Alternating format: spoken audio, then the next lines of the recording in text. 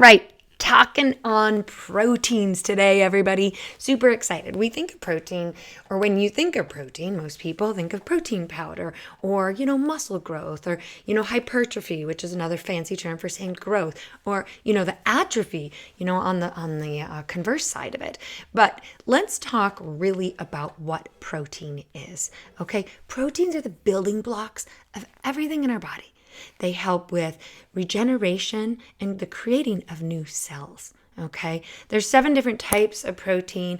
We can attribute, there's enzymes, antibodies, hormonal proteins, structural, transport, storage proteins, some of which you will never need to know or know how they work in your body. Okay, but it's good to know, right, that it's just so much more than what we would think on the surface. Okay, and I think maybe we can also think of it in terms of when we are protein deficient.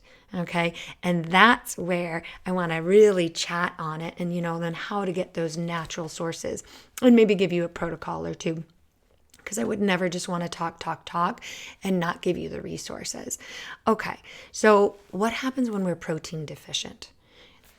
Hair, skin issues. The one that's most common that people understand is the musculoskeletal, the muscle and the bone issues, right? We get anatomical issues when we're protein deficient. But there can be swelling. You can have all sorts of weakened immune system responses. It's not something that you want to be going without. And what people don't understand is how much we should be getting. Okay, and I'll tell you this, we are absolutely not eating the right amount of protein every day, getting enough protein every day. And really it's been recommended at about 1 gram per pound of body weight. Okay, so if I weigh 125, I should be drinking and eating, right, 125 grams of protein daily. Okay, women and men, particularly men, have focused on it more because it helps with that muscle growth.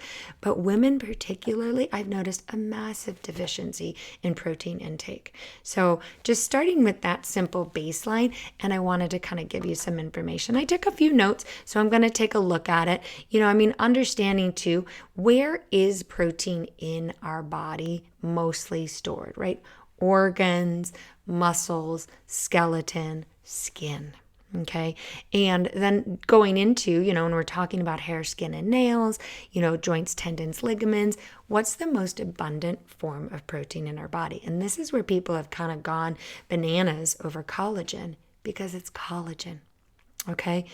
Type 1 collagen is the most abundant protein in our body.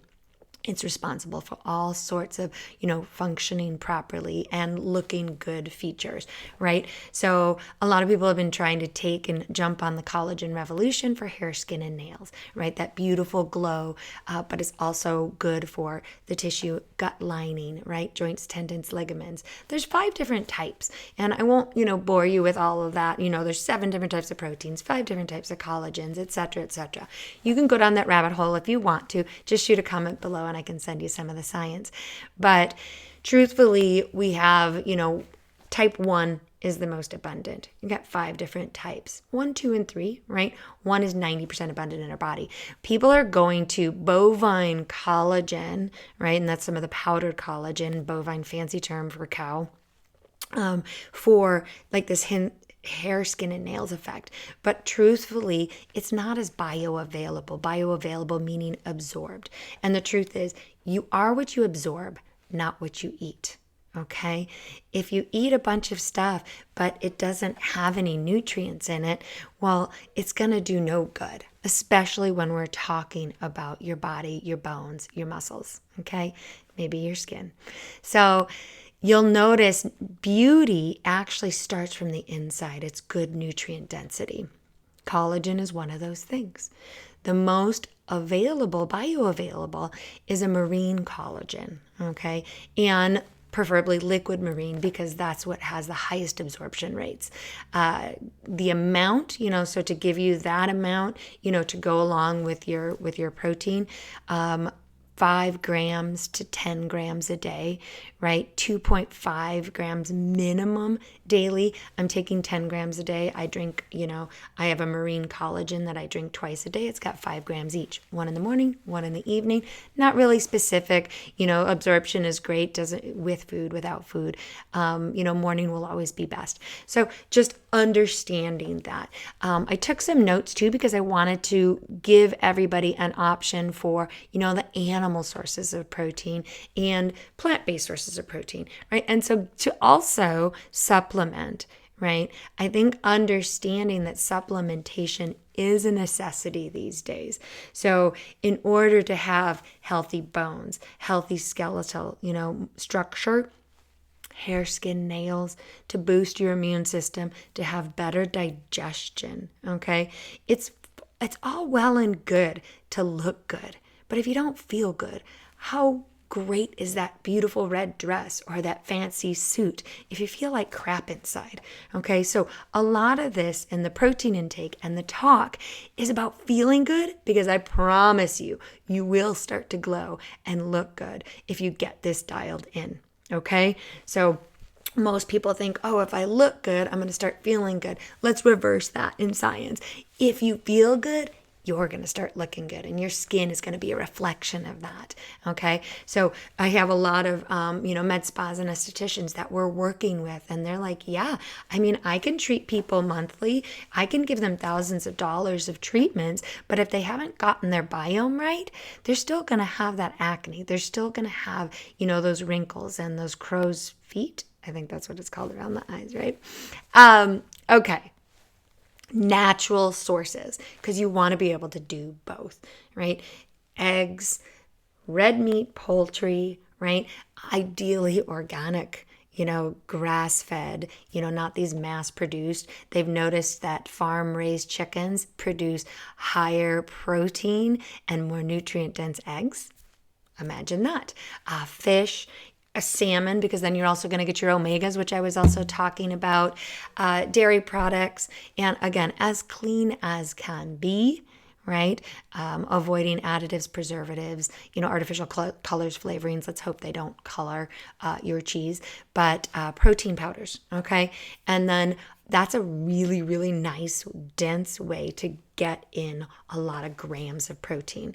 I do, along with my collagen, I always have a protein smoothie at least once a day that gets me 24 grams of protein.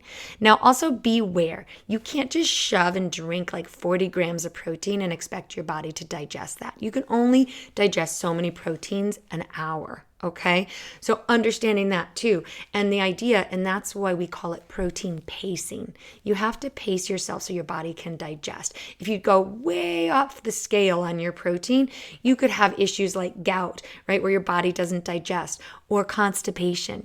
That's no fun too. So slowly introducing them, and that's what we do here, with our nutritional neurobiology, at the studio at Synergy and online. We help people introduce protein slowly into their body so their bodies light up.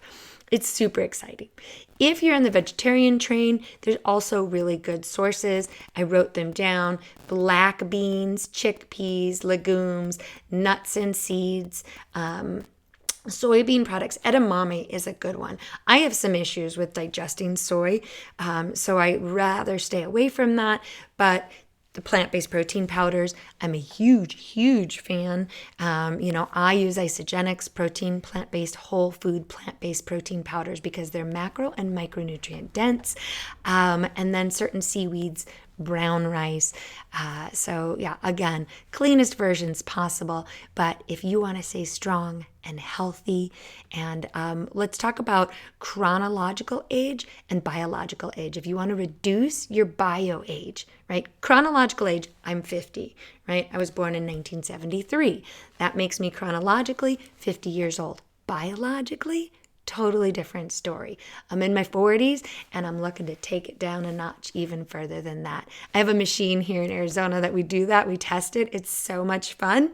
If you're in Arizona, shoot me a message. Let's do that test. Let's compare, right? Chronological, biological. Let's reverse that stuff. Okay, talk to you soon.